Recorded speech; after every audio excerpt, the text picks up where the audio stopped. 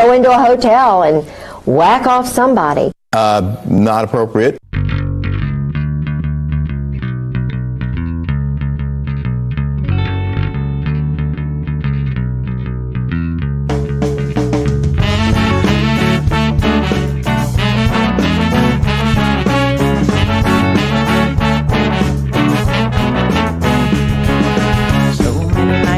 In this world, accessible of kindness and ethical blindness. So please excuse my sarcastic tone. I'm a bit underwhelmed by the sample shown.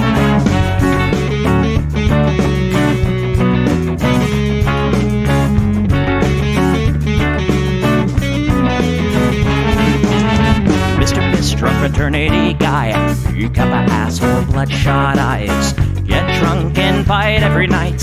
Idolize Bradley, belittle women's rights. Homophobic, racist, and don't give a fucking hey. Do you think you can drive a bigger truck? So wear your baseball cap to decide to let everyone know that you're a nice guy. So cool, was so impressed. Lots of chicks and a barrel chest. Cause you're a real man. Punch for punch, gonna piss in your face while you're passed out drunk. I'm a nice guy, you're a nice guy. He's a nice guy, but all of you are assholes. I'm a nice guy, you're a nice guy. She's a nice guy, but all of you are assholes. Nice guys rule the planets. Oh, I just can't understand it. Conquer divine by deception and lies. Social Darwinism and an overdose of pride. Fuck off, jerk off. I don't wanna hear it. Fuck off, jerk off. Read into the lyrics, cause everybody gets their just desserts. As long as you remember that nice guys finish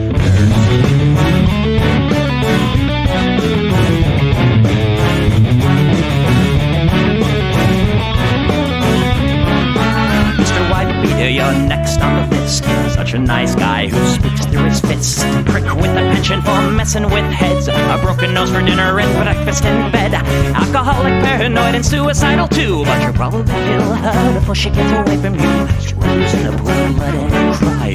All your friends say that you're a nice guy. Have a drink, this one's on me. Look, you're doing fine, losing to your disease. Comatose, I'll pack your bags. Bury you like cash ready to go. I'm a nice guy, you're a nice guy. We're all nice guys, but all of you are assholes. He's a nice guy, she's a nice guy. Hey, Combo's a nice guy. All of you are assholes. Nice guys rule the planet. The public commented. Put a body by deception and lies. Social Darwinism and an overdose of pride. Fuck off, jerk off. I don't wanna hear it. Fuck off, jerk off. Read into the lyrics. Don't let the fucking pill quench your thirst. As long as you remember that nice guys finish first.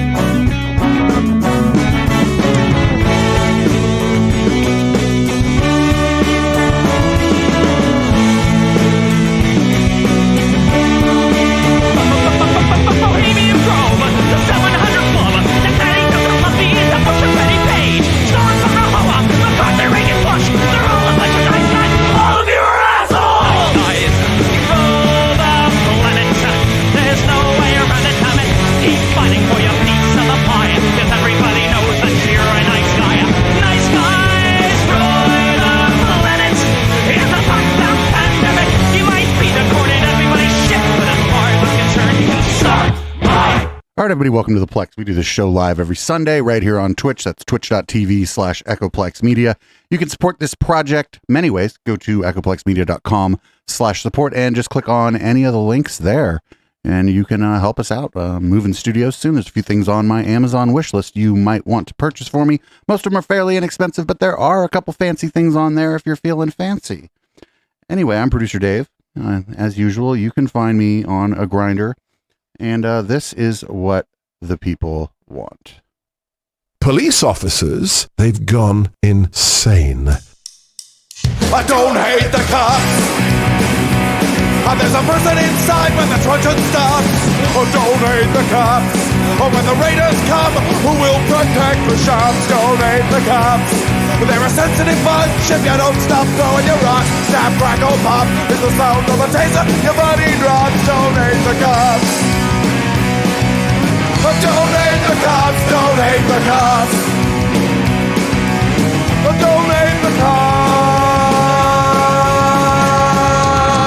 like your local police.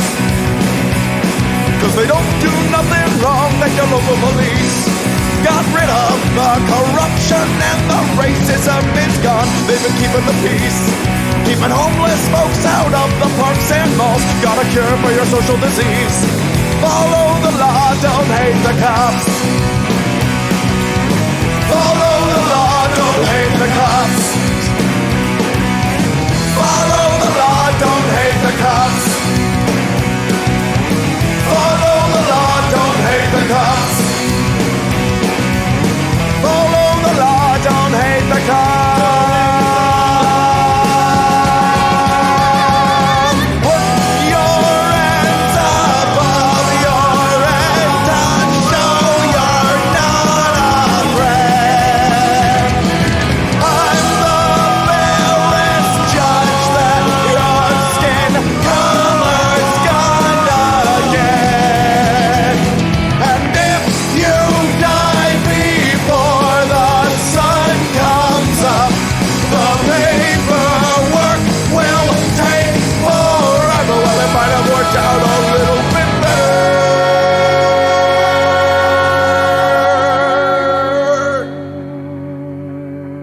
if you didn't hate the cops. Cause they don't do nothing wrong, don't hate the cops. You can't blame them for just doing their job, don't hate the cops.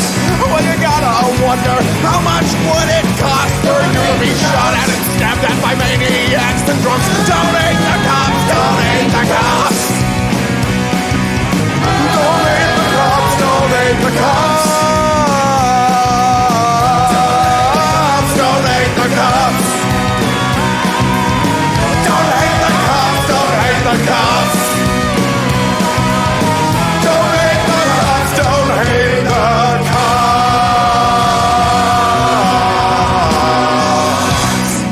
All right. Well, our first story is the story I didn't know really where to put on the docket, so I just said I'll put it first because why not? This is guy is kind of upset, I guess, that his cat likes his neighbors. A lot of you probably already saw this. This was all over Twitter, but this is amazing. This is like literally fucking amazing.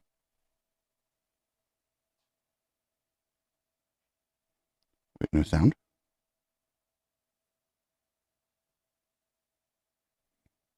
As you can tell, this show is live, folks. So hang on. Because you're holding our cat. I just want to be clear. You're upset because we made friends with your cat, sir? No, I'm not. It's our cat. You understand? Our cat. I'm not even in my yard right now. What am I doing? The gate's open. Come on. Hard. You're unreasonable people. You're holding our cat. How? I'm not even in there. I want you to explain how. If you would go in your yard and say, Mercury, go home. Don't come in our yard anymore. She they will want not you listen. to. She's a cat. She doesn't speak English. Really? This doesn't mean go home? No. Huh? Hand signals don't mean anything. It's a cat, dude. Really? Okay. That guy's, I presume that's his wife. She's probably kind of embarrassed. Well, we'll have the police department figure it out. Absolutely. Okay? Great idea. Yo, the cops are just going to shoot your cat if you call them, though. So the cat doesn't eat and drink anything over there, right? No. Oh, no, never. Right? No, never. No. No, never. Never. Yeah, never. Yeah, you cat pervert. Oh my God, you got Cat pervert? You just called him a cat pervert. It's cat QAnon, everybody. Cat pervert. I've done nothing to bring the cat. I've done nothing to bring the. This dude's lost. Pervert. This dude, he's lost it. He's lost it. Stop making a scene over a cat. He's lost it. It's our cat. He's lost it. He's lost it. Oh no. Come on, let's have. On my property. We're calling the police because you're harboring our cat. Harboring my cat. Is that a crime? What? It was something else. Cat pervert. I'm a cat pervert? Yeah, cat What pervert. crime is that? What crime is that? You know what? There's a crime about you harboring my cat. What crime is that? Against the law. What crime is that? It's called harboring an animal. I can understand being angry if my cat was in your yard. You're angry because your cat is in my yard. You're making things a lot worse. Right? You could just send my cat home. No, I can't. So hang on. I just want to be clear. Yo, the cat is like just gonna go. If it's an outdoor cat, it's just gonna go wherever the fuck it wants. Like, oh, I mean, somebody in chat said the guy filming sounds like a dick too. Yeah, but I mean, I'd be kind of a dick about this too if this guy started freaking out because his cat was in my backyard. I'd be a dick about it too. I think you might be a dick about it too. Maybe this isn't the first time, right? Maybe this is like the 5th time this guy has had a big old fucking thing about the cat being in his neighbor's yard. And it's not like you could see like maybe they being mad if my cat went into your yard and was like taking a shit all the time or something. But like that's not even remotely close to what was happening here. The cat just was like, oh, I'm going to go over this fence into this yard. Yeah, because that's how a cat do. A cat just kind of goes over fences into yards if it's out and about. That's a pretty funny fucking video. What a weird way to react. Just be like, hey, is my cat in your yard? You go, I don't know. If you see my cat, can you tell him to go home? I'm like, yeah, sure, whatever. Anyway, here's Senator Tommy Tuberville. He is the most pro-military, as you'll see in this clip. And so it's a tough situation. And there's nobody more military than me, Caitlin. My dad was military, career military. I'm all for the military. We need a strong military, but we also need to go by the rules in the Constitution and represent the people and taxpayers. Taxpayers are not supposed to pay for anything that has to do with abortion. Your father was in the military, but when you talk about who's hurting here and that you said you were going to do this, you're not directly hurting Secretary Austin or President Biden here. This has a real impact on the families of these officers. They can't move or resettle their families. They can't enroll their kids in schools. Their spouses can't take new jobs, wherever they're going to be stationed next. This keeps members of the military who are getting promoted from getting that pay raise. You realize that, right? Well, first of all, if I thought it was hurting readiness or recruiting, I wouldn't be doing this. But it's not doing it. I've talked to. So what's going on here is that they're blocking basically military promotions and appointments to new positions because they think the military is too woke. And that's, we're not big fans of the military around here, but if you're up for a promotion, right? You're up for a promotion and then this guy's like, nah, the military had a rainbow. You can't have your promotion. You're going to be pretty fucking pissed off because you probably earned that promotion. So great. That's fantastic. Good job. The GOP doing America's business. Here we go. Here's Representative Eli Crane from Arizona. He seems pretty rad. Dude's rocking all that. Arizona. Well, Mr. Chairman, though, that was unbelievably inspiring. My amendment has nothing to do with whether or not colored people or black people or anybody can. Whoa, dude. Okay. It has nothing to do with color Mr. of your Speaker. skin, any of that stuff. What we want to preserve and maintain is the fact that our military does not become a social experiment. We want the best of the best. We want to have standards that guide who's in what unit, what they do. And I'm going to tell you guys right now, I think the people that run the military already do that, friendo. The Chinese, the Iranians, the North Koreans, they are not doing this because they want the strongest military possible. I hope my colleagues on the other side can understand what we're doing. Thank you so much. Mr. Speaker, asking to be recognized to have the words colored people. For what purposes does gentlelady seek recognition?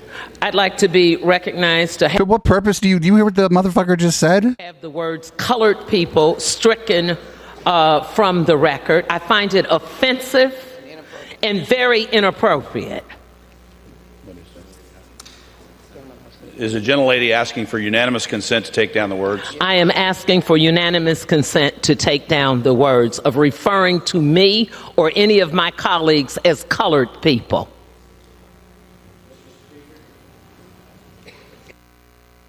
For what purposes, the gentleman from Arizona? Can I amend my comments to people of color? Oh, everybody agrees. Amend his comments. Is the gentleman asking consent? Mr. Speaker, to have the word stricken. I didn't ask for an amendment. Is there unanimous consent to have the word stricken? Without objection, so ordered. Without objection, so ordered. All right. Even the other guy even the guy's like, hey, we could amend it so it looks like I never said that. Although, to be honest, like, I think maybe it's better to leave that on the record. Not because I think like old, like racist terms belong necessarily on the record for the government, but maybe, maybe it's best that people kind of know what the fuck's going on. Just my take there.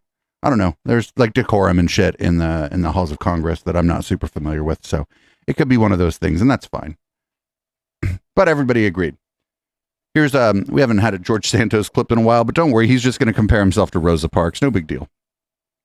Everything's fine. They come for me, I go right back for them, because I think for far too long they've gotten away with getting along to get along. So no, that's going along to getting along. You fucking idiot. That way anymore. I'm going to call them out. You want to call me a liar? I'll call you a sellout. I mean, Mitt Romney, the man goes to the State of the Union of the United States wearing a Ukraine lapel pin, tells me, a Latino gay man, that I shouldn't sit in the front, that I should be in the back. Well, guess what? Rosa Parks didn't sit in the back, and neither am I going to sit in the back. That's just the reality of how it works. Mitt Romney lives in a very different world, and he needs to buckle up because it's going to be a bumpy ride for him. Yo, the reason it's just sort of tradition that the newest members sit towards the back. Like, that's all. It isn't about any of that other shit. It's just you're new, and so you sit near the back. I don't know if that's right or it's wrong, but that's just how it is. It isn't about you, friendo. Not about you. Here's Matt Gaetz versus FBI Director Christopher Wray. Christopher Wray, I think, should be looking into Nestor, but that's just, that's just my opinion. People trusted the FBI more when J. Edgar Hoover was running the place than when you are. And the reason is because you don't give straight answers. You give answers that later a court deems aren't true. And then at the end of the day, you won't criticize an obvious shakedown when it's directly in front of us. And it appears as though you're whitewashing the conduct of corrupt people. Respectfully, Congressman, in your home state of Florida, the number of people applying to come work for us and devote their lives working for us is up over 100%. We're deeply proud of them. He's like,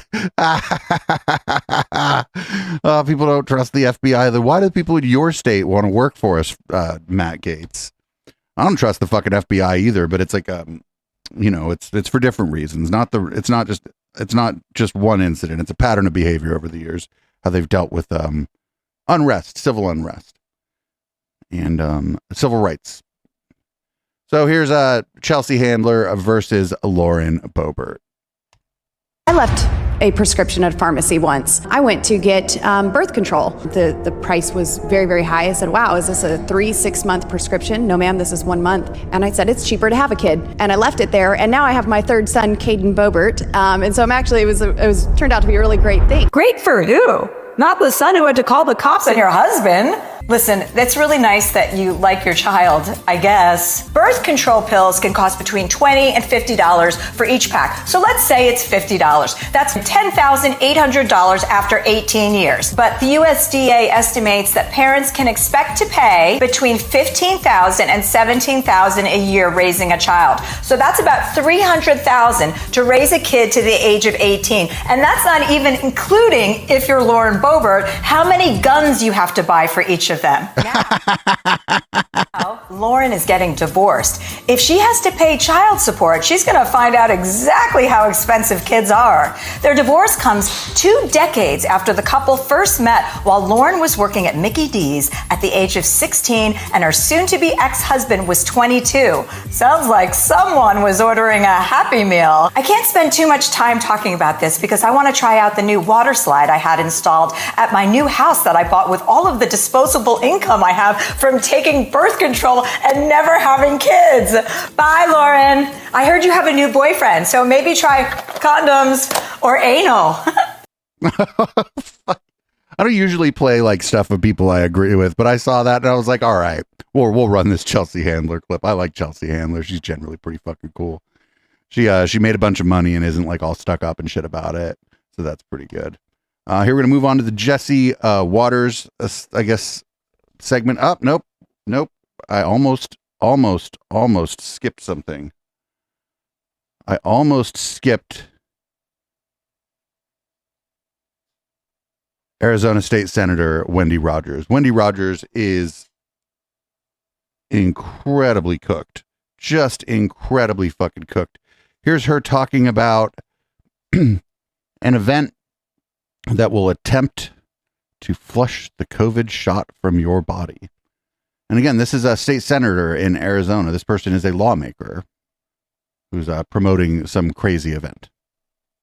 And Freedom gathering in Phoenix. It starts, I think, tomorrow. I will be joining it Friday and Saturday. And this is at the Phoenix Convention Center.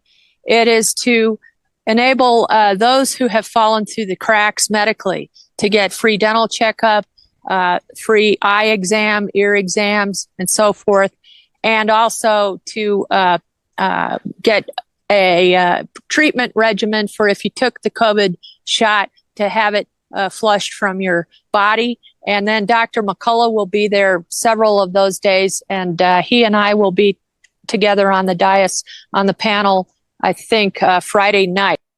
We got to watch whatever this is during Conspiracy Bingo. I don't know when it is. That's like one of them health and freedom conferences. We watched a lot of them on this channel during the height of COVID, like a lot of them. And they were always really crazy. Yeah, somebody in chat was asking if Chris Key will be there. That's actually a good question. Remains to be seen. I wonder if that snake venom guy will be there. Yeah, that Brian Artis. I wonder if Brian Artis will be there. Here's Jesse Waters just doing his normal thing, just saying something real dumb. Trump knew that. 2017, when all the leaders were heading to a photo op, Trump pushed the president of Montenegro out of the way so he could be front and center. Sorry, Montenegro, we got the F-35s.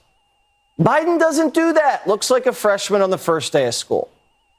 Biden doesn't shove other world leaders so that he could stand in front of them. Every world leader walk all over him. They're all acting like he's not there. They're reaching over his body. They're shoving him out of the way. Hey, there's Zelensky. Let me shake. They're not shoving him out of the way. Shaking Biden's hands. He's just standing there. Nobody's shoving him. Nobody wanted to meet Biden. I didn't see. Look, people are trying to shake hands, and he was like, "Oh, you want to shake hands? I'll move back." This is just like how you fucking behave in a crowd. What the fuck? Summit. I don't actually want a president that goes to a meeting of world leaders and just shoves the president of Montenegro out of the way. Plus, like, what did the president of Montenegro have to lose if he would have just cold cocked Donald Trump in that fucking scenario anyway? Like, you know what I'm saying? Like, there'd have been no downside to it. It's not like Trump would have defended himself. And so, like, I just don't get it.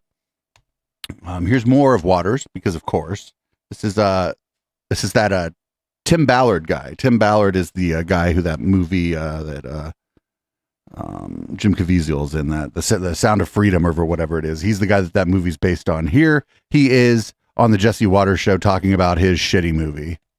Why is the media hating this movie? You know, I can't understand it. The film was made, produced, written like 6 years ago, way before anyone heard the name QAnon. I still don't even know what QAnon is. Oh, shut up. You know exactly what QAnon They're is. trying to connect it to some conspiracy when, in fact, like you said, this is a true story. These are real kids. I mean, these kids are my friends. They're young adults now, the ones that were rescued. They're going to come out soon and tell their story. It's going to be very awkward when the mainstream media comes after these kids next and accuses them. They've been trying to locate some of these supposed people that you saved, and they can't locate some of them. And when they do locate some of them, they go, one of them was like, no, I escaped myself, and then I met with these people a few years later. Part of some conspiracy when, in fact, they were rescued from a life of rape. It's the most bizarre thing I've ever seen in the media, perhaps. I mean, this publication says The Sound of Freedom is a superhero movie for dads with brain worms, and that it fetishizes the torture of its child victims. Is that what the movie does? It absolutely does not do that. It tells a story based in truth. And, you know, what I think is happening, Jesse, I think that the left and these media outlets, they don't want to have a discussion that this film is going to compel. A discussion about why 85,000 children showed up unaccompanied at the border and got released into the interior of a country that is the highest consuming country for child exploitation material on the planet. They don't want to talk about why these same publications are pushing an agenda to change the word pedophile to minor attracted persons. No one's doing that. The only people talking about that are people trying to claim that's what's going on. In order to normalize sexual activity with children. I think that's what they're trying to avoid. And they know this film is going to shine a light on all of the things, all the atrocities happening to children. And so they have to discredit it by lying about it. So what would their motivation be to discredit a movie that's trying to shine a spotlight onto atrocities committed against children? Well, if the truth of human trafficking and child exploitation were to be brought to bear, brought to light, then they would have to have a debate, a discussion that they don't want to have about, again, these policies around sexualizing children or allowing children to consent at a young age to do anything and everything. Like what? Which would eventually include being, identifying as an adult perhaps and having sex with pedophiles. What the fuck? Pedophiles. I've been hunting them for 20 years and they are watching this and they're salivating. They are happy that Rolling Stones and The Guardian are ripping on a movie that exposes them. So I don't like the fact that these media outlets are in fact wittingly or unwittingly running interference for human traffickers and pedophiles. Yeah, well, I haven't seen the movie yet, but now I want to see it because this thing made such a splash. Tim, thanks so much for joining us and good luck at the box office. Legitimate organizations that help the victim survivors of human trafficking and try to track down those who are participating in it hate stuff like this. They hate the QAnon shit, and they fucking almost, well, not just almost, every time I've heard of any of them being asked about this movie or the QAnon phenomena or whatever, they're always like, yeah, this just makes my job hard. Actually, this doesn't help anything. This sensationalizes what we're doing. Turns it into, and it makes people maybe skeptical of actual crimes that are happening because they've heard of the QAnon shit. Just like the thing I was saying about during the big ivermectin thing. One of the really bad long-term effects of that is going to be if somebody has some kind of parasitic infection, they're going to be hesitant to use ivermectin even if it's the right drug for them. So that's the problem with this stuff. When you sensationalize this stuff, you actually disempower people trying to do the hard work. I would say hard and traumatic work working on these things. Don't worry. Here's Tim Ballard on the Tim Pool Show.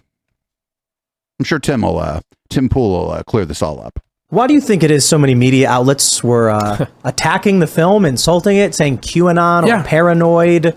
Well, first I'll say That's this. a little weird, huh? It's so bizarre because this film was made, produced, written 5-6 years ago before QAnon was even a thing. So it's 2017 was the first Q drop.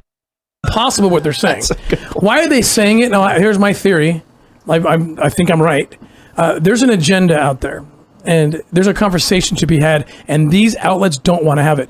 By the way, The Guardian, Rolling Stone, they all praised this operation when it happened. They don't remember. It was 8 years ago, but I have the articles.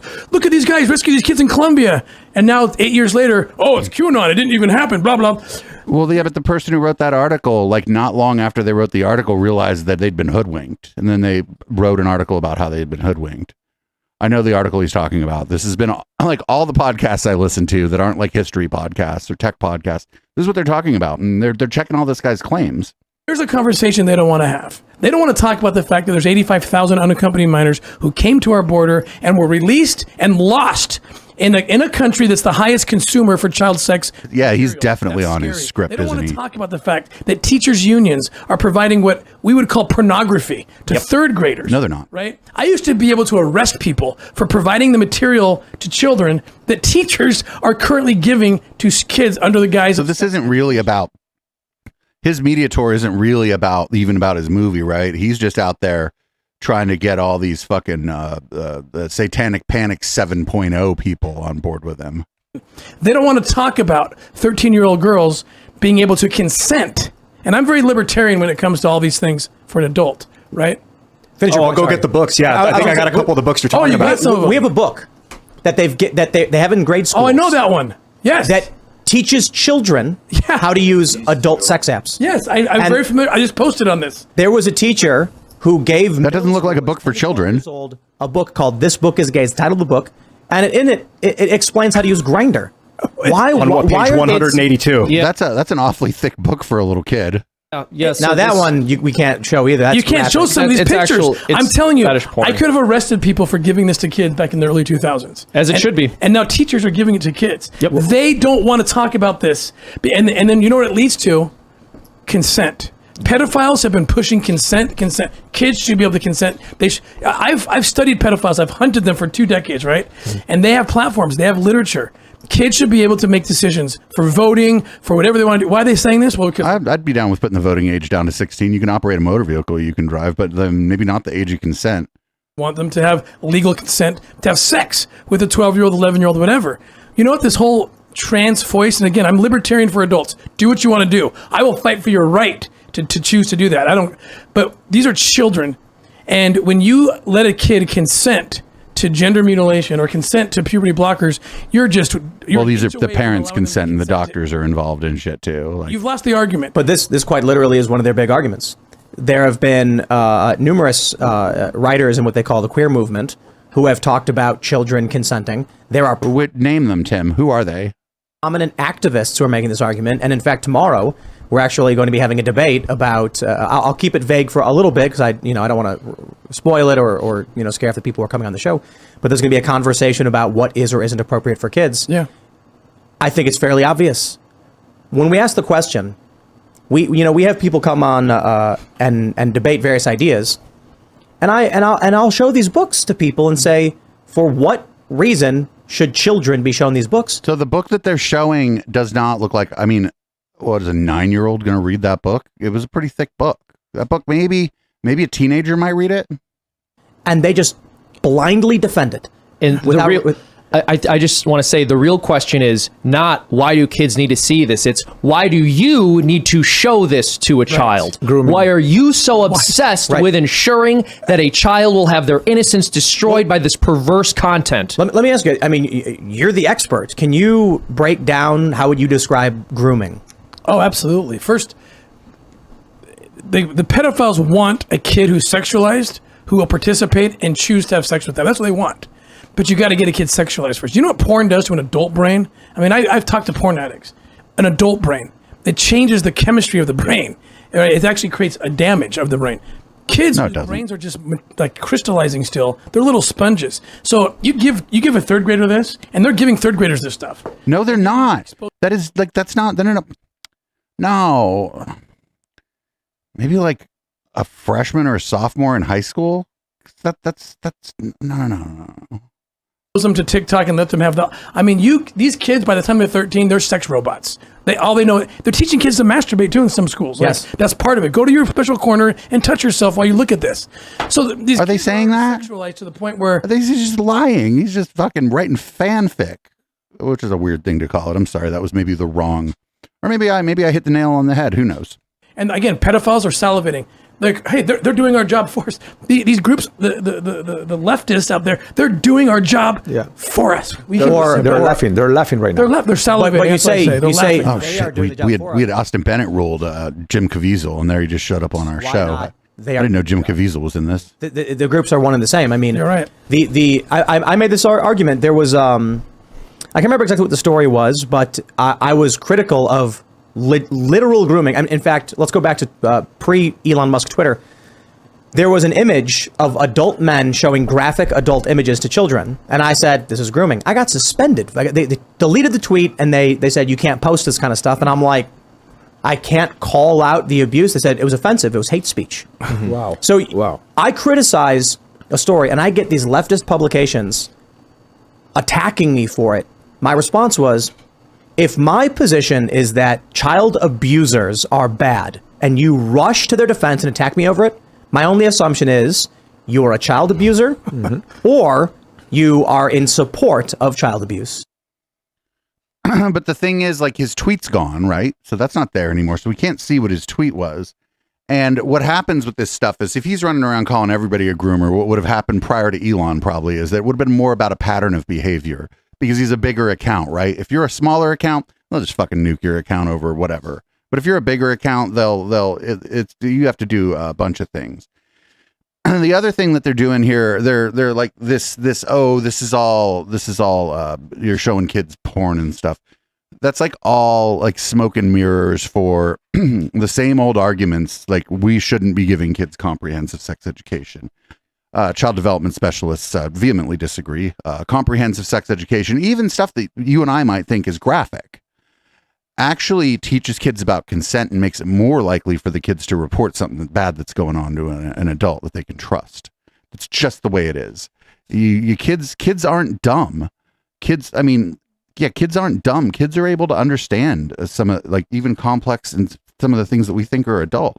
That doesn't mean you should go showing them fucking porn and whatever, but comprehensive sex ed is what they're going after here. That's it. It's the same old fucking shit. Same fucking shit. When I was in school, luckily enough, it was just like 1 or 2 parents who were mad about comprehensive sex ed. But like, it's always been this way. There's parents that don't want sex ed, and that's just tough shit. There's sex ed's going to be part of education in public schools. I don't know what to tell you. It's not going away. All right, up next, we got a guy. This would be Lake County, Illinois, I believe. GOP chair wants to extinguish the left. And I don't think he means that we're on fire. The only thing that's good enough is completely and totally destroying the political left in this country. Destroy it.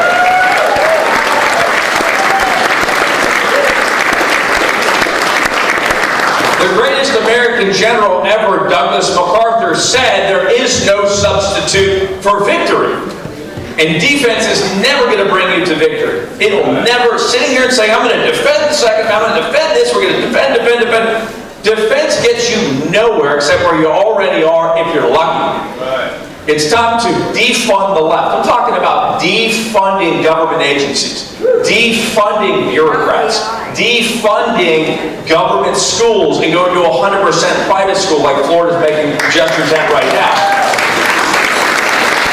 Let's make sure that bill that just passed, House Bill 1, gets fully implemented in good faith, and we don't have government schools and we don't have strings attached to our private education models that are about to merge here in the state of Florida at a much faster rate. Let's truly beat the left at the federal level. What does that look like? Gutting the DOJ like a fish and defunding these government agencies. It's funny, 10 years ago, when there were government shutdowns, the first time the Tea Party really made a headway in D.C., people were so afraid of government shutdown. Oh, what if the government shuts down? That could be so bad. The public thought that would be bad, there'd be consequences. I can tell you right now, the polls show, and they're accurate, that independents and people across the political spectrum are so fed up with this federal government, a government shutdown would be considered a major accomplishment by the Republican Party. Shaky cam like We should actually push Blair Witch Project. government shutdown. I think we actually need to defund and destabilize this terror that's happening in Washington, D.C. that's quite literally aimed at us and our families and our children and everything that's going on here. Defund and shut down and destroy the wokeism that exists in this country. But the truth of the matter is we need to go so much further. We need to go so much further with our laws in Florida. We need to extinguish the left. Extinguish, I don't know, are we on fire? I mean, maybe I'm flaming, but that's different. I don't know. That's like people were. I'm not as mad about using a word like extinguish. I think maybe eradicate would be a much more concerning word. But these people, they love the cops until one of their people fucking commits a crime or whatever. Now the cops are just the FBI. Actually, I bet this guy's local sheriff's department, he probably thinks they're the bee's knees and shit, right? Anyway, here's RFK Jr. talking about Sisyphus. Camus said, I believe in myth of Sisyphus. The only way to deal with an unfree world is to become so absolutely free that your very existence is an act of rebellion. What do you think he means by that? You know, I read Camus, and particularly in the myth of Sisyphus, as a parable where we're all given these insurmountable tasks in our lives, but that by doing our duty, by being of service to others, we can bring meaning to a meaningless chaos, and we can bring order to the universe. And You know, Sisyphus was kind of the iconic hero of the Stoics because he did something good. Oh God, the Stoics. Humanity. You meet somebody at a dinner party or whatever, and you go, "Oh, you know, I'm Dave or whatever. How you doing?" And you just kind of start talking about your interests, and they tell you immediately they're into Stoicism. Go talk to somebody else. Better yet, go to a different dinner party.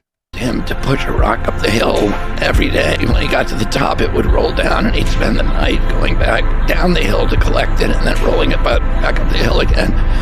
Camus' belief was that even though his task was insurmountable, that he was a happy man. And he was a happy man because he put his shoulder to the stone. He took his duty, he embraced the task, the absurdity of life, and he pushed the stone up the hill. And that if we do that, and if we find ways of being of service to others, that is, the ultimate. That's the key to the lock. That's the solution to the puzzle. Each individual person in that way can rebel against absurdity by discovering meaning to this whole messy thing. And we can bring meaning not only to our own lives, but we can bring meaning to the universe as well. We can bring some kind of order to life. If you like this video and you want to help... Okay, so as someone in chat was saying, that he doesn't even understand the myth of Sisyphus. The myth of Sisyphus is that Sisyphus was a murderer. And his punishment was that he had to push this rock up this hill over and over and over and over again. Anyway, here RFK Jr. continues to up the ante, and in this clip you can tell that his staff is just a little uncomfortable with what he's saying here, actually. And we need to talk about bioweapons. I know a lot now about bioweapons because I've been doing a book on it for the past 2.5 years, and the technology that we now have to develop these microbes, we've put hundreds of millions of dollars into ethnically targeted microbes. The Chinese have done the same thing. In fact, COVID-19, there's an argument that it is ethnically targeted. COVID-19 attacked certain races disproportionately.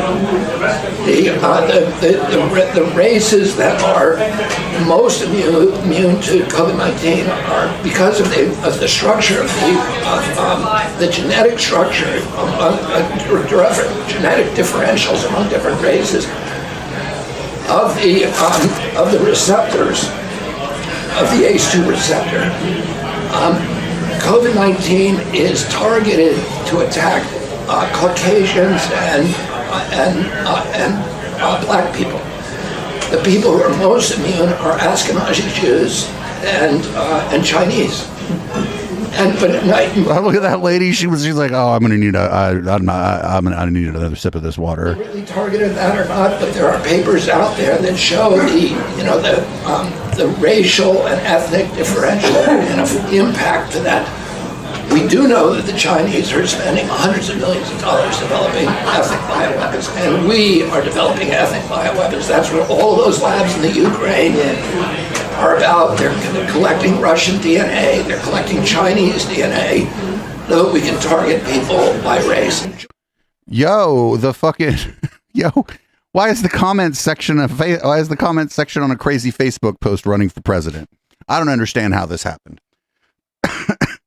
Here's don't worry, he went RFK Jr. went on Fox and Friends. I'm sure he'll clear it up and be like, "Oh, I shouldn't have said that." I'm kidding, of course. When your dad was running for president, we were in the middle of the Vietnam War, in the middle of racial unrest. There was a sense that the country was coming apart. What do you think your dad would think now about where the country is right now? What perspective, being that you lived through that, do you have on this?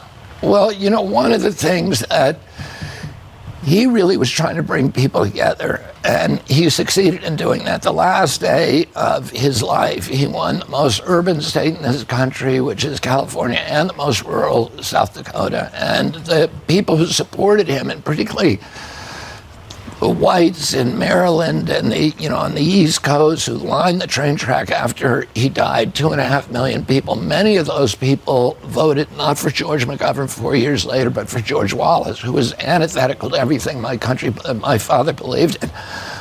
But my father was able to bring people together, and the major way that he did that was by just telling the truth. And well, what are you doing then?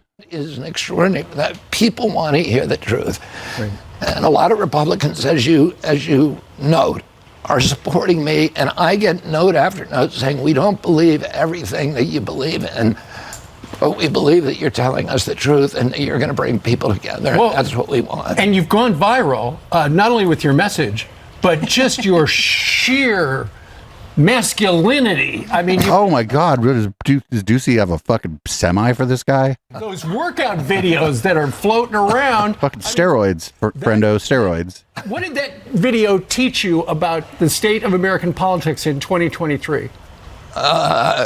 Well, I want to point out that on that particular video, that was my last set because I got a lot of complaints. I got a lot of complaints, and I'm glad for this opportunity to finally clarify. You're correcting that. the record. Okay, fine. So did this video catch you by surprise? That one caught me by surprise because there was a guy who jumped up to spot me who I'd never seen before, and I know that he had his friend taking pictures of. Are you outside just no you shirt didn't a release lot? this. Someone else released Somebody it. I thought else you released released that. No, this. but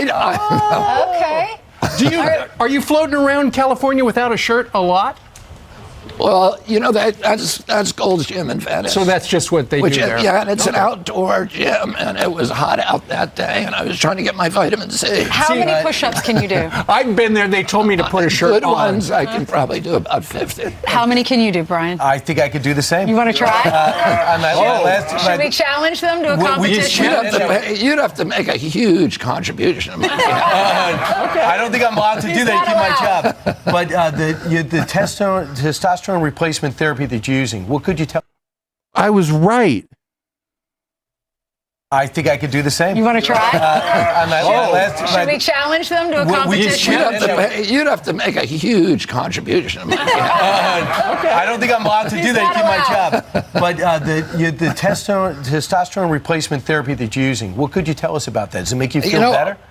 Yeah, it does. I mean, I'm 69 years old. I started doing TRT when I was 65. My doctor's advice, because everybody our age starts to lose testosterone, and when you do that, you lose muscle mass. And it just, if I feel better when I have you muscle feel great mass, right now. Yeah. You feel better than you have. Why are you okay with that and not vaccines, certain vaccines? Oh, that's a fucking good question. Well, I'm not against vaccines. I've never been anti-vax. That's something that's... Oh, get the fuck out of here. Make me look crazy, like a conspiracy theorist. What I've said is let's have testing for each of the vaccines to make sure that they are that they're safe and effective. Vaccines are the only medical product that is not safety tested prior to licensure.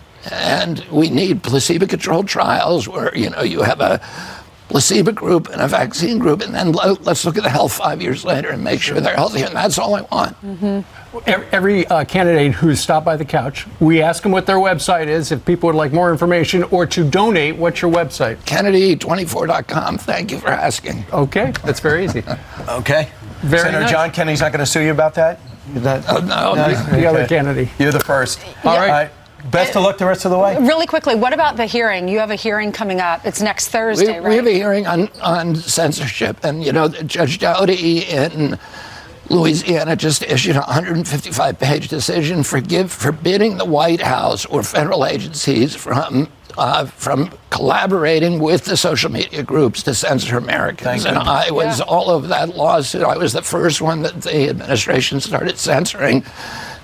Not for misinformation. Nothing I put on the internet was misinformation, but it was just politically inconvenient, and that's not what we do in America. And I hope you enforce it. I hope that decision stands. So you're going to testify in detail about that. Yes. Awesome. Fantastic. While you're in the building, you want to go upstairs and go through your brother's desk? Yeah, that would be a good idea. Why don't y'all hit the floor, do some push-ups while I tell you what's going on. Can we do a push-up contest? I told you, if you make a big contribution. He's not allowed. Dennis, would you give him the green light? Shall we do this? Just do a few. Do a few for us. All right. Bobby, thank you very much for joining us live. Thank you very much for having me. All right. Thank you. Yes, we do appreciate it. Still ahead. Always be grifting. Always be grifting. Be like, you got excuse me, I'm not going to do push-ups with Brian Kilmeade. You have to pay me for that. This dude just goes everywhere and lies. This dude's just a fucking liar. All right. We have a palate cleanser. This is, again, something I don't usually play like comedians or whatever, or things that I agree with, but I saw this and I was like, that's pretty good. We'll run this. I moved recently. Because of you nice folks, I could buy a nice house, and I'm very thankful for that. And yeah,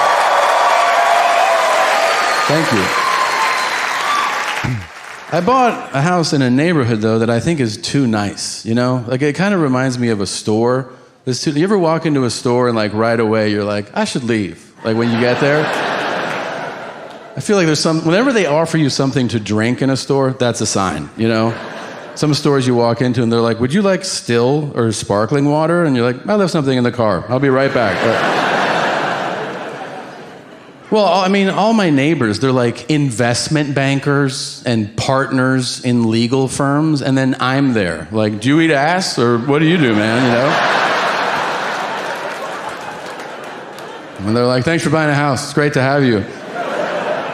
Here's what's wild. A current or former United States Senator, I shall not say whom, lives in my neighborhood. Everybody talks about him. I know which house is his. I'd never met him. Now I'm home from tour and I decide to start my day with a morning walk, a casual walk. You know, I have some coffee. Let's get the day started. I go for a walk. I walk past his house. He comes outside. I don't say anything, right? But he yells out. He goes, hey, are you the comedian? I go, yeah. He goes, where do you think the term motherfucker comes from? Hello, it's nice to meet you. I go, I don't know. He goes, you think it's from people doing that?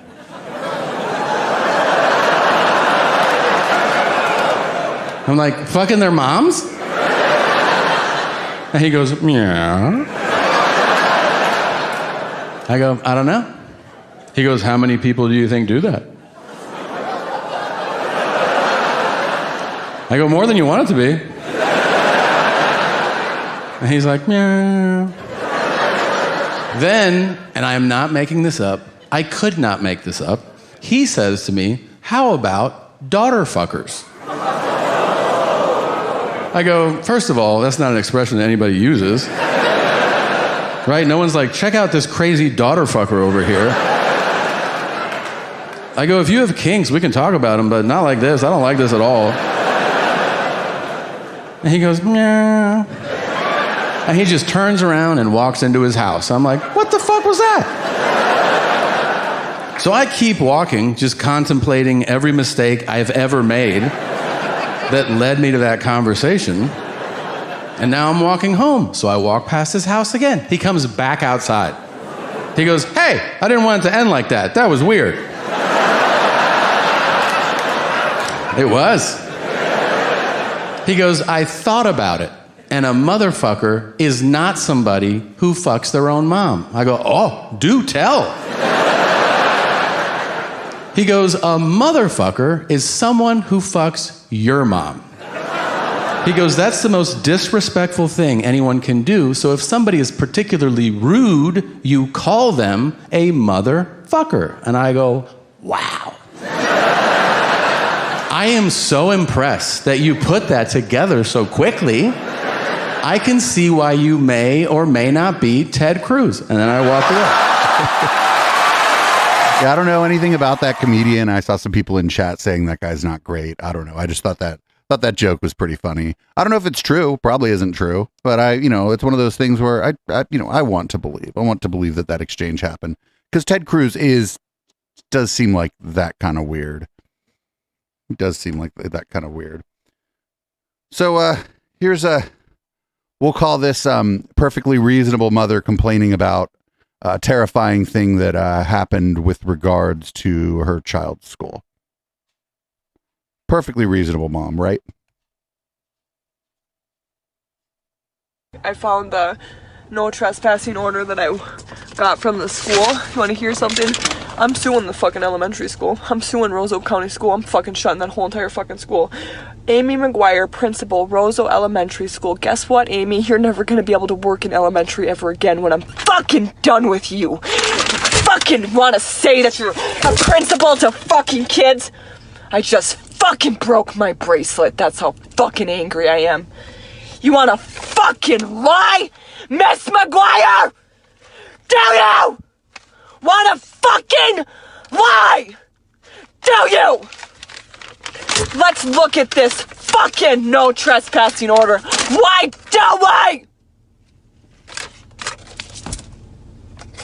Like foaming at the mouth. Checking in an elementary office of noticing us of your visits in advance. That wasn't the fucking agreement! Now was it? You fucking cunt bitch motherfucking psychopathic principal! Was it the agreement? No, because I didn't make the agreement with you, you fucking bitch! My God. I didn't make the fucking agreement with you when I called the fucking school. When I got the okay, they fucking told me all you have to do is come to the office and sign in. And guess what, you fucking bitch? I fucking signed in every fucking time. You wanna know why? Because I'm not retarded enough not to. Because of Ren. Whoa, lady. Fucking psycho bitch. Fuck you! Those are my children! I don't know how much longer. Not remaining in lunchroom commons or the space in the office. Oh, excuse me, you fucking douchebag bitch! Fucking busted again! Aren't you? Aren't you, you fucking bitch? That wasn't agreed upon in certain places. At all! At all! At all! And I went back to the fucking police station. I did!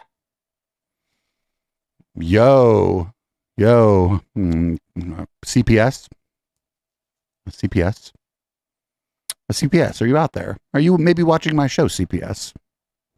That was wild. Yeah, I wonder what happens when her kids misbehave. My God.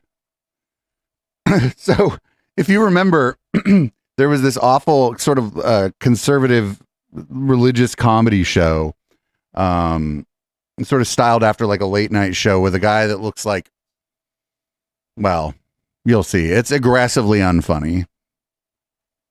The super mega church known as Saddleback is in the news again. Rick Warren has recently retired, and the new pastor, whose name is Andy Wood, yep, that's his name, yep, for real, and no, he's not a character in Toy Story. Hey, we're making fun of the new pastor of Saddleback. That's great.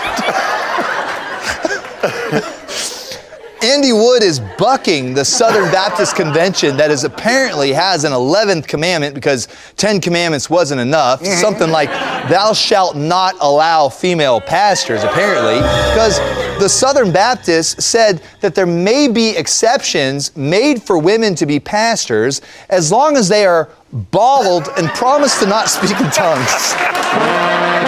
What? Yes. The Southern Baptist Theological Seminary president, Albert Mohler, said, any use of the term pastor for women in church leadership is at best unwise and confusing. I mean, can you imagine female pastors? That would mean that men would actually have to sit down and listen to them. Where's that in the Bible? You got a verse for that? Yeah. Oh my goodness. Listen, y'all, this show is going to be lit right here, right now. That shit was so unfunny, it made something else that was funny unfunny. Like, if we watched something that was actually funny before this would have, like, canceled that out, and the thing that we watched before it would not have been funny. Oh, no. Here's a clip of Richard Dawkins on the David Pakman Show. We may or may not be watching this in its entirety for the Intellectual Dollar Tree on a Wednesday night. We'll have to see. I hope I can find something else. What about, for example, things like arresting doctors who provide certain gender-affirming care, as it's called? Maybe you have an issue with the term or not, but What about the arresting of doctors, for example? Does that not start to bite a little bit to... Oh, sorry, go ahead. Doctors have doctors been arrested for that? No, these are bills that have been proposed in the United States. It has not happened, to my knowledge, fortunately. Children or adults? We've seen both in different states. Well, I would have a strong objection to doctors injecting minors, children, or performing surgery on them to change their sex. And as far as adults, you have no issue? Well, I think if they've thought about it properly, like Jan Morris, for example, who I read years ago, one of the first of trans people that I read and greatly respected, her struggle that she went through in order to change sex from male to female. She really, really put herself through it, and clearly sincere, clearly suffered from gender dysphoria, no doubt about that. And I take my hat off to her and to the doctors who helped her. But I fear that what we're seeing now is a fashion, a craze, trans-trenders, a mimetic epidemic, which is spreading like an epidemic of measles or something like that. Oh, great. Fantastic. This is all just trendy. But the one person who I respect, no, it's totally fine. I believe that they've done so in a thoughtful way because I said so. Man, somebody just gotta like get this guy to stop talking. I believe at one point, I believe he had a stroke at one point, and sort of his rhetoric changed dramatically after it. I don't know if that was the cause, if it was just happened to be coincidence or whatever, but like somebody come get your peepaw, man. He's not out there living his best life. He should just be like on a beach somewhere, like counting his money, because he got some money. Anyway, the Turning Point Action Conference was just happened, and maybe we'll watch not it in full, but maybe we'll watch it a little bit longer form during red light. Here's Matt Gaetz at the Turning Point Action Conference. For the limitations of man and God's reach does not stop at the schoolhouse gates. In the coming days, I will introduce a national prayer in school law so that in every classroom in America, there will be time for students to pray if they choose. This is already the case. Students can pray during breaks, during lunch. Students can pray in school if they so choose. This is already the case.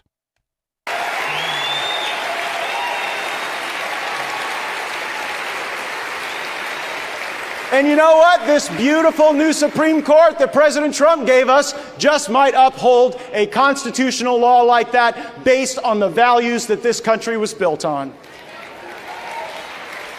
In these So there are times where the kids can do whatever they want. And if they want to pray, like during lunch, they can pray during lunch. It's fine. Nobody's going to stop them. I bet there's fucking prayer clubs and shit at school. You can even have a little Christian club if you want. But that's different than like the math teacher being like, well, before we get into our lesson today, let us all pray to our Lord and Savior, Satan, or Jesus Christ, or what have you. So what he's proposing is already what's legal and what's fine and what's allowed.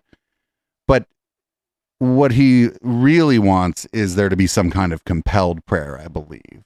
Just based on how things are going and sort of what he's said in the past, I believe it's going to be, the next thing would be that it would be okay for like a teacher to lead the class in prayer, which I'd be against no matter what it was. But I do think that one of the problems with all this, and one of the things that might get lost here, is that I do think that America does a real shitty job about teaching students about religions of the world in a factual way, like maybe in an anthropological way or whatever, where they teach students, this is what all these different religions believe. I think that should be part of the curriculum.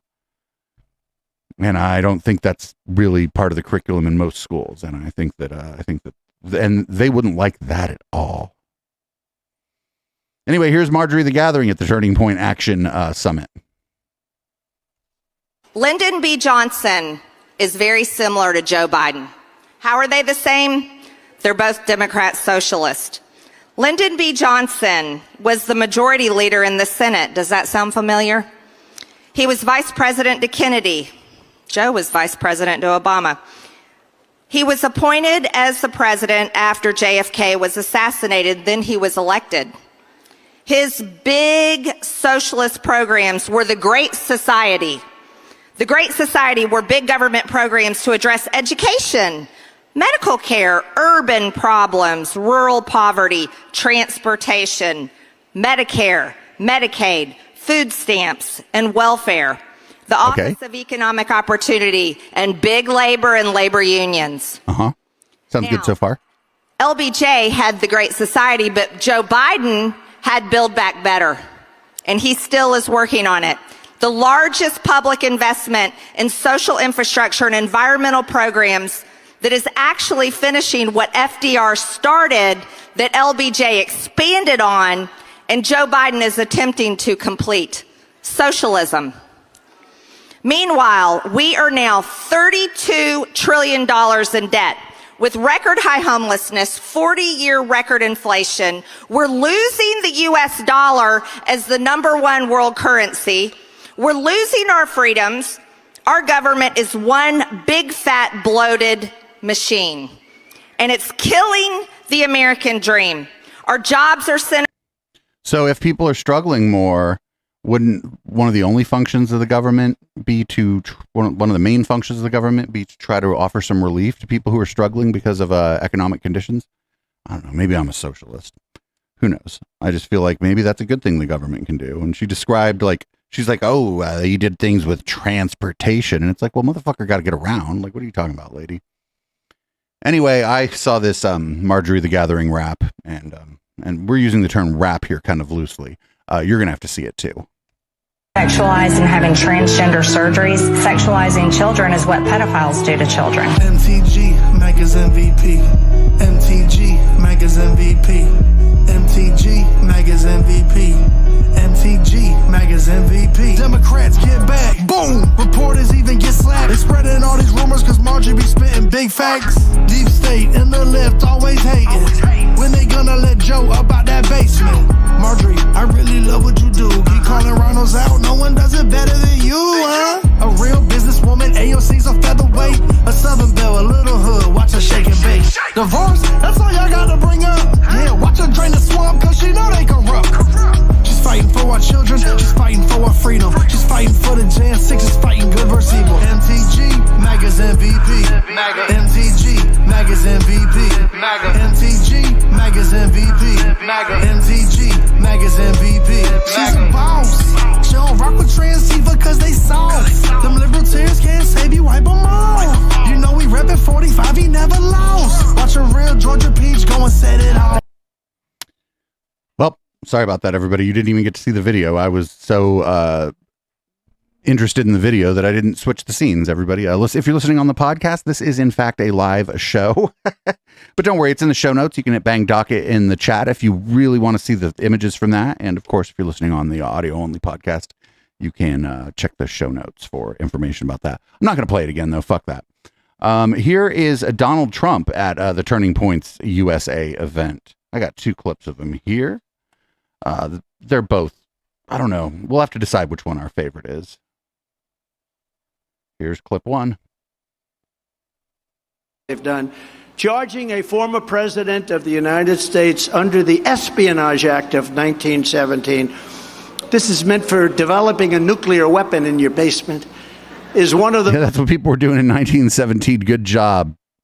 Most outrageous and vicious legal theories ever put forward in an American court of law. It's considered one of the meanest, most vicious acts. It's a very, very unfair and horrible act that was passed in 1917, and for many, many years in Congress, they've been trying to get rid of it because it's so heinous, it's so horrible. And I mean, there have been attempts to amend the Espionage Act, but they haven't been trying to get rid of it. And if it was in 1917, it was not about nuclear weapons. That's just the timeline doesn't work. I feel like I'm just like stating the obvious there, but sometimes you got to state the obvious, I guess. This is the world we live in. Up next is him talking about Bill Clinton's socks, I guess. This one's about Bill Clinton's socks, because that's what we need to learn about.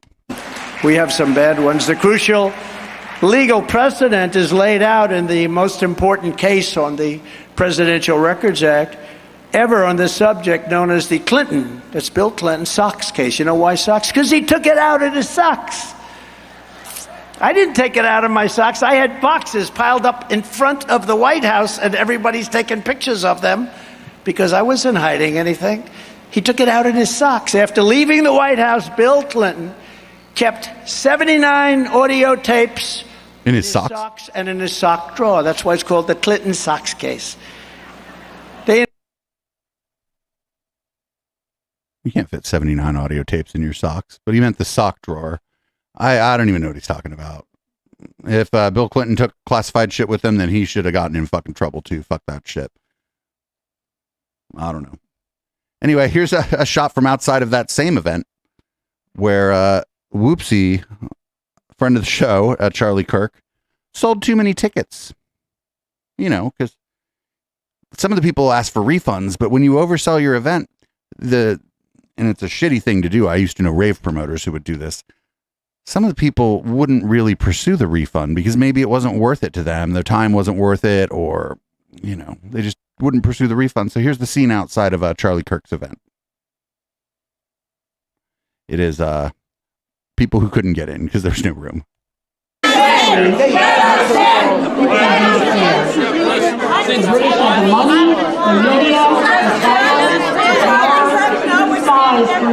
Charlie out here. Send Charlie out here. They were well trained, well equipped. Send Charlie out here. Lady, Charlie has massive disdain for you and those people. Charlie just wants your money. They told us to come over here to get in. Charlie said, come out here and tell us we can't. Yeah, we want Charlie Kirk to come out here and tell us that after standing online for 4 hours in 115 degrees sweltering garage, to be told when we finally get to the front that we can't come in. We can't see, there's a wall up, and we can't come. Oh, now you're against walls? Hundreds of people are back here who came from all over the country, and they won't let us in. Do they say why? But this is outrageous. I just spent $1,000 on my airline ticket to fly here from New York City. Staying in a hotel, and I can't get in. I waited 4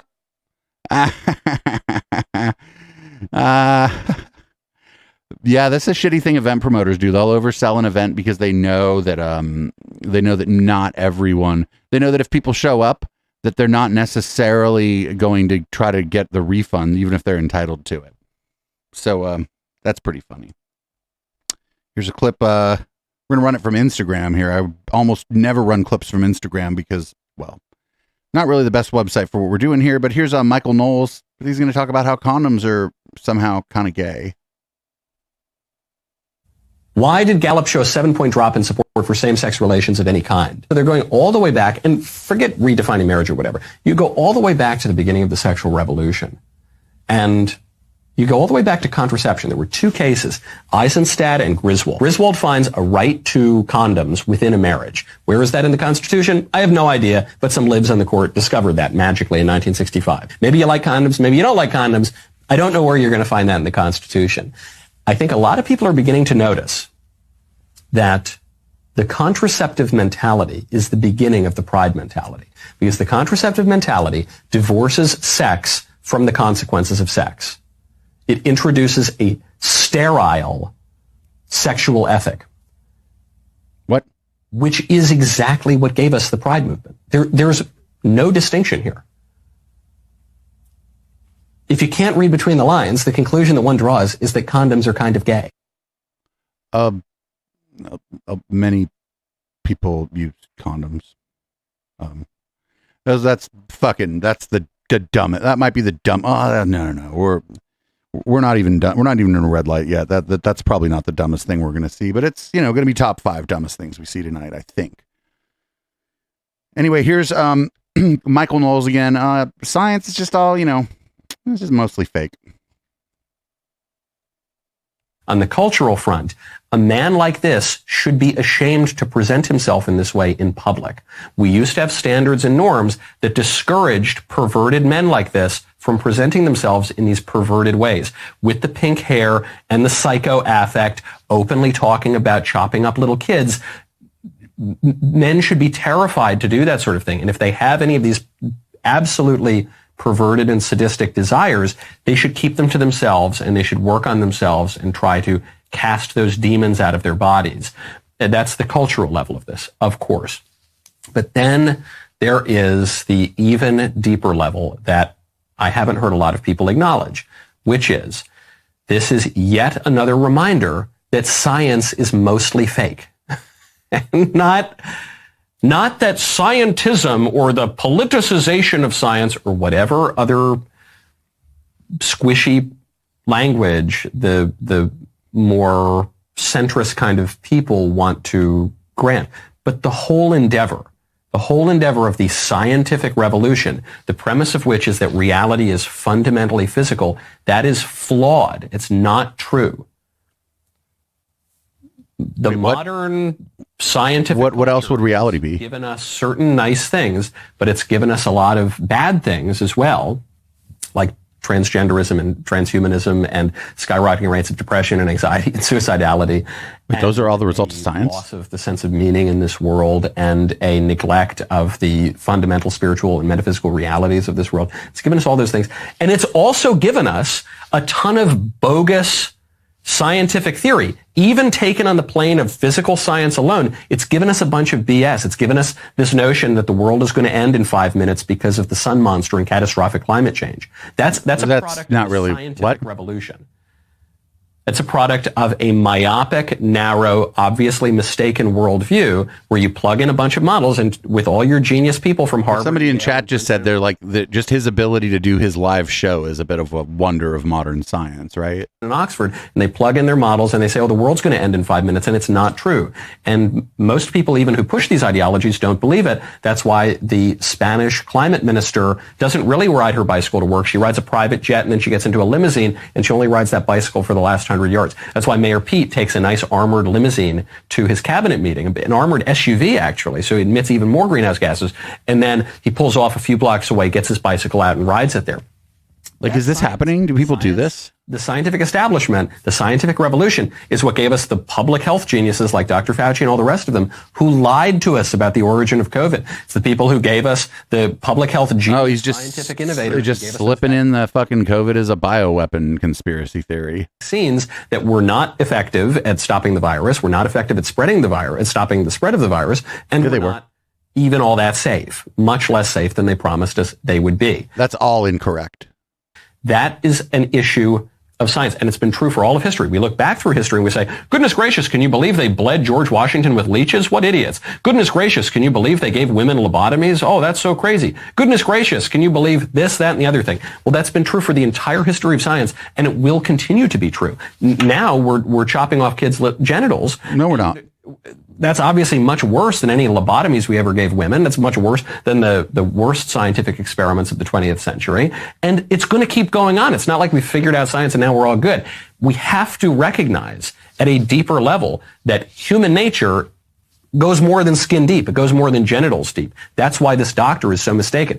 If you want to give him the benefit of the doubt, be as charitable as you can about what he's doing. He just thinks that people are bags of flesh and bags of chemicals that you can poke and prod and fundamentally change. That's an honest mistake, but it has ghastly, awful consequences. And that's a product not of some bad politician merely. That's a product of the scientific worldview that denies the deeper reality to human nature and to the world. I'm skeptical of anybody who talks about human nature, because when they say human nature, it's like when people say common sense, right? They just mean it's like what they think. When they say common sense, it's like, oh, well, what I think is common sense. Or human nature, it's like what they think humans would do if left to their own devices. But it's like, it's just an opinion. There is no human nature. I mean, other than we got to eat and breathe and shit, but that's not what he's talking about, right? Anyway, here's Tiny Dancer Ben Shapiro. And if you could imagine, he's pretty unhappy with makeup. Also, not for nothing, I do like this still of him here. This is pretty great. Okay, time for a quick thing that I hate. Okay, so Maybelline has decided that they want to literally hold Bud Light's beer, apparently. So Maybelline is a women's... So here's the thing. A lot of the male brands are not doing this anymore because males were like, nah, men ain't ladies, ladies ain't men, we ain't doing this. But there are a lot of companies that are still relying on women to be nice because women are typically nicer than men. Not to other women, but to like everyone else, they're very, very nice, particularly to men. Wait, what? And so because of that, there are a lot of brands that are relying on these sort of niceness of women to just insult women up the wazoo. It's why the idea of men playing in women's sports is more offensive to men than to women, because a lot of women, even though they should be defending themselves, they're really like, well, but isn't it mean? So now Maybelline is taking that to the ultimate extreme. They've signed up a Maybelline partner who is a bearded, hairy dude to model, which is hideous and horrifying, obviously. Why? It's Prime Day on Amazon, so why not see if Maybelline has any deals going on? And look at that! Superstay Vinyl Ink is 30% off, and my favorite colors are in stock and ready to ship. My Amazon order arrived the next day, and he's great. I am filming a makeup review. And baby, check out this color and shine. It's so comfortable, and it will not budge or smudge for up to 16 hours.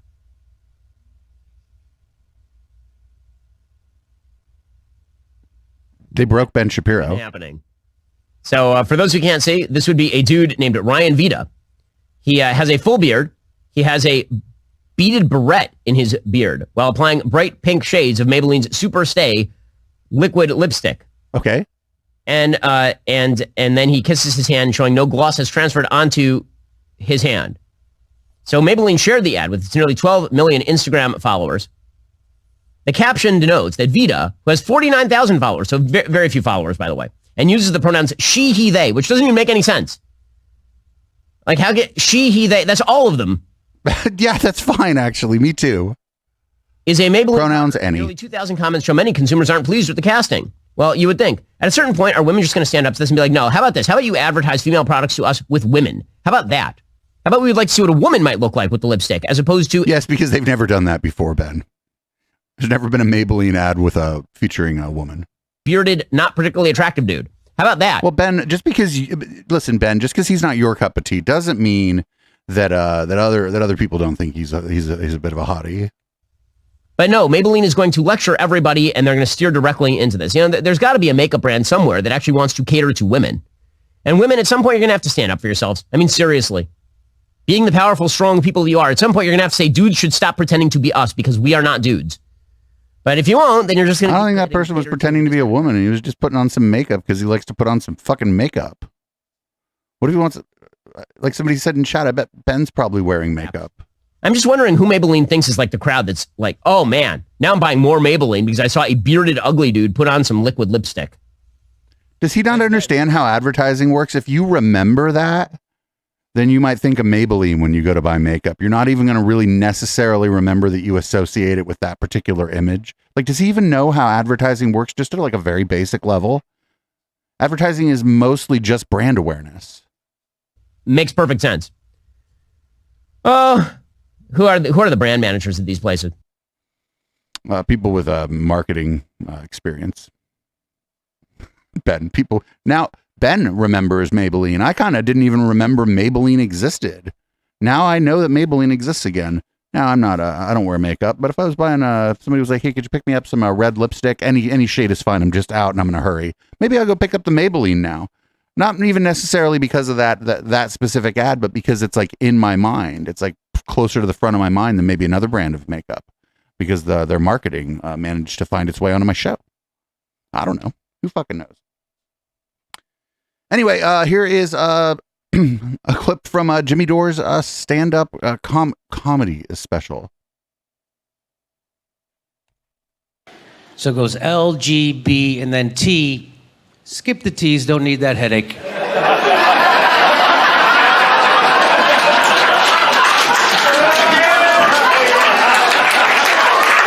Wait, he stole this. He fucking, no. He stole that joke from fucking Dave Chappelle. I gotta tell you, I'm so nervous, I don't even feel comfortable talking about trans fats. If you want to go from a mono to a polyunsaturated, that is your journey, and I support it.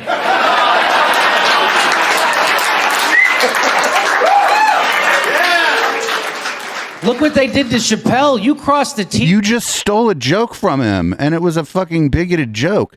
He literally, like word for word, he stole a joke from Dave Chappelle right there. They will dot your I. That doesn't mean anything.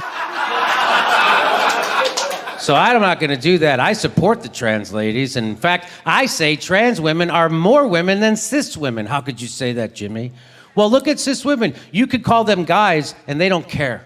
Like, oh, this is hack material. You can misgender them. Hey, guys, how you doing? They'll go, I'm doing good. How are you? They don't fight for their pronouns. You ever try that with a trans lady? Call them a guy. They don't put up with that shit. I found that out the hard way. Wait, how? I came off stage, and I was walking past these two trans ladies, and the one trans lady says, hey, that was really funny. And I stop, and I go, thanks, guys. Where are you guys from? I said it twice! This is a thing that didn't happen. And the one trans lady got so pissed off, she slapped me right across the face with her dick.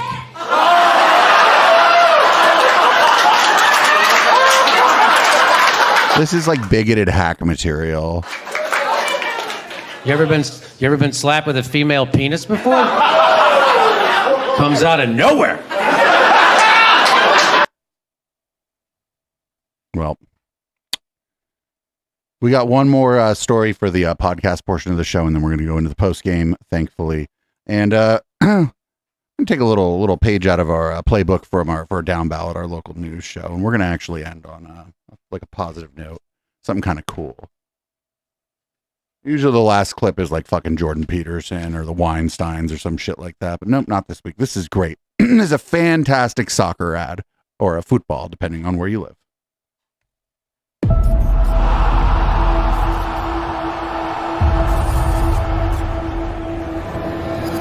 Ah, c'est passé. Oui, c'est passé. Oh, oui. Bien sûr que c'est passé. Maintenant, faut que ça aille au bout. Allez. Ouais, c'est bien joué. Il y a plus qu'à la pousser. Il y a plus qu'à la pousser. Voilà. C'est pénalty, ça. C'est fait. Les Bleus qui reviennent dans le match. Et on a encore le droit de rêver. Avec le pied droit. Quel toucher de balle extraordinaire. Là, il y a un bon ballon de contre à jouer. Bien fait, le centre français. Bah oui, bravo. Il est direct. Le centre français. Oh, le chef de d'ailleurs. Ah, la tête piquée. Superbe. Elle est belle cette équipe. Ouais, c'est ça. Le football qu'on aime. C'est ça. Les Bleus qu'on aime.